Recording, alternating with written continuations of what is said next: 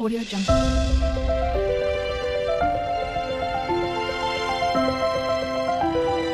Audio Jungle.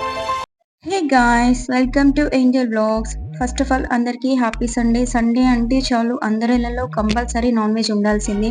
అలానే మా ఇంట్లో కూడా నా స్టైల్లో నేను చేసుకునే కాజు చికెన్ కర్రీ ఎలా చేస్తానో మీతో అయితే షేర్ చేసుకుందాం అనుకుంటున్నాను. ఇంకా లేట్ చేయకుండా వీడియో అయితే స్టార్ట్ చేద్దాం. వీడియోని అయితే స్కిప్ చేయకుండా చూసేయండి. ముందుగా స్టవ్ వెలిగించుకొని కుక్కర్ పెట్టుకోవాలి. కుక్కర్ హీట్ అయిన తర్వాత కర్రీకి సరిపడా ఆయిల్ వేసుకోండి. ఆయిల్ హీట్ అయిన తర్వాత మసాలా దినుసులు, ఉల్లిపాయలు, పచ్చిమిర్చి వేసి బాగా ఫ్రై చేసుకోవాలి.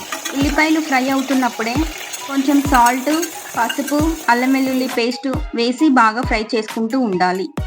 నెక్స్ట్ ప్రాసెస్ చూసే ముందు మీరు కనుక మన ఛానల్ని ఫస్ట్ టైం చూస్తుంటే ప్లీజ్ సబ్స్క్రైబ్ చేసుకోండి. పక్కన బెల్ బటన్ ఉంటుంది, దాని మీద క్లిక్ చేసేయండి. నేను ఎప్పుడు వీడియో పోస్ట్ చేసినా సరే నోటిఫికేషన్ ద్వారా మీ ముందుకైతే వచ్చేస్తుంది. తర్వాత కొంచెం కరివేపాకు వేసుకొని ఆల్రెడీ కడిగి పెట్టుకున్న చికెన్ వేసుకొని బాగా కలుపుకోవాలి. తరువాత అరగంట సేపు నీళ్ళల్లో నానబెట్టుకున్న జీడిపప్పు వేసుకొని కలుపుకుంటూ ఉండాలి.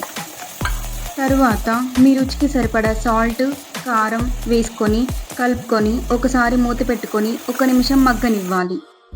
తరువాత మూత తీసి ఒకసారి కలుపుకొని ధనియాల పొడి, జీలకర్ర పొడి, గరం మసాలా వేసి కలుపుకొని గ్రేవీకి సరిపడా వాటర్ పోసుకొని కుక్కర్ మూత పెట్టుకొని 1 విజిల్ రానివ్వాలి.